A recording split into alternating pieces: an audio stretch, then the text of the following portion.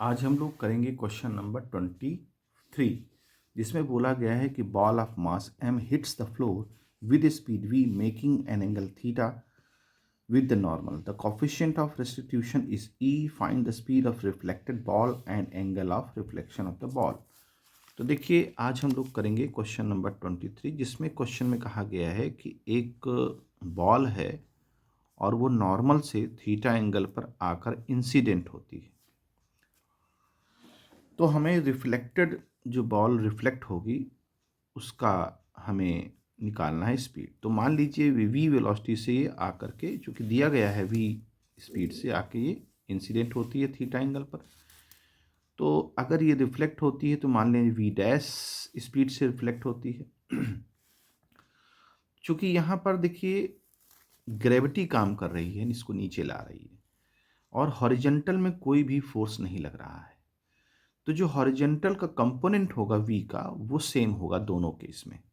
तो मान लीजिए यहाँ पर अगर हम ये बना लेते हैं थीटा, तो ये बन जाएगा आपका एंगल, यहाँ से थीटा बनेगा तो ये बन जाएगा v साइन थीटा और ये बन जाएगा v कॉस थीटा।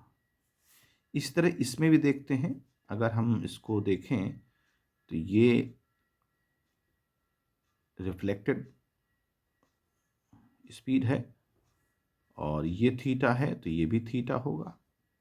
तो ये आपका हो जाएगा v डैश कॉस थीटा, इसको थीटा डैश मान लें, थीटा डैश रिफ्लेक्शन जो एंगल है वो थीटा डैश है और ये हो जाएगा v डैश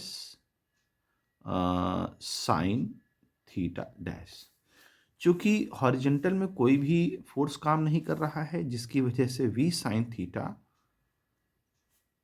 किसके इक्वल हो जाएगा, v dash sine theta dash के। ठीक है। अच्छा, अब चूंकि यहाँ पर हमको दिया हुआ है कि कोफिशिएंट ऑफ रेस्टिट्यूशन ई दे रखा है, तो अब हम क्या करेंगे इस पर,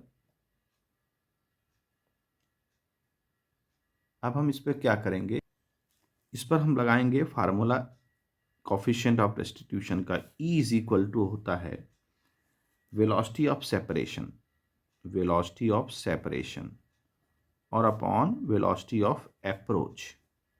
तो देखिए सेपरेशन में क्या हो रहा है, वेलोसिटी जो सेपरेशन की है वो देखिए यहाँ से इंसिडेंट हुई, ये आ रही है ये जा रही है, तो सेपरेशन में आपका v डैश कॉस थीटा हो जाएगा और अप्रोच में v कॉस थीटा हो जाएगा।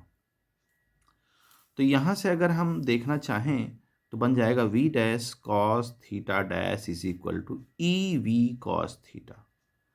अब ये इक्वेशन नंबर 1 ले लें और ये इसको इक्वेशन नंबर 2 ले लें। देखिए यहाँ v डैश साइन थीटा है, यहाँ v डैश कॉस थीटा है।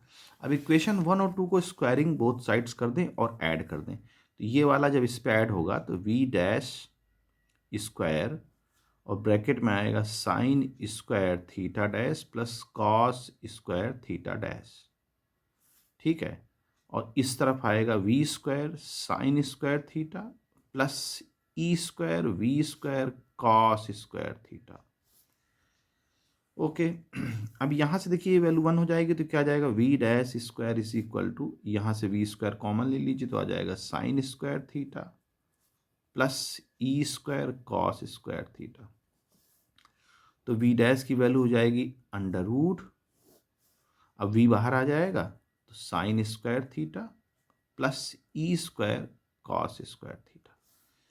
ये हमारी स्पीड आ गई रिफ्लेक्शन की, जो कि हमारे आंसर में भी यही दिया हुआ है, रिफ्लेक्शन की स्पीड। अब हमें अगर एंगल निकालना है तो हम इस इक्वेशन 1 और 2 को डिवाइड कर दें। देखिए वी डैश कैंसिल आउट हो जाएगा, टेन थीटा डैश आ जाएगा और टेन थीटा डैश क्या आ जाएगा, V sine theta upon E V cos theta.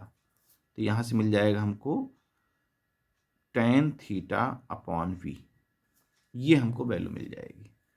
ठीक है, अब ये हमारा जो है आंसर आ गया। लेकिन अगर हम इलास्टिक कोलिजन के लिए देखें तो ई की वैल्यू क्या होती है, 1 के इक्वल होती है। तो जब ई की वैल्यू 1 के इक्वल हो जाएगी तो ये वाली जो हमारा आंसर आया है इसमें हमारा वी डैश क्या हो जाएगा, वी डैश हो जाएगा ये जब ई की वैल्यू 1 हो जाएगी तो ये पूरा 1 हो जाएगा, तो ये बन जाएगा E V dash is equal to V, यानी कि जो इसकी रिफ्लेक्शन की जो स्पीड है वही इंसिडेंट स्पीड बन जाएगी। और अगर एंगल हम देख यहाँ पर, अच्छा हाँ एक सेकेंड, ये ठीक है, यहाँ पर एक चीज़ रह गई है, वी नहीं होगा, ई होगा, tan थीटा बाई। और अगर ई यहाँ 1 हो जाएगा तो tan theta dash is equal to tan theta, यानी थीटा डैश की वैल्यू भी थीटा के इक्वल होगी, यानी angle of incidence will be equal to angle of reflection for the elastic collision. तो इस तरह से इस क्वेश्चन को करते हैं।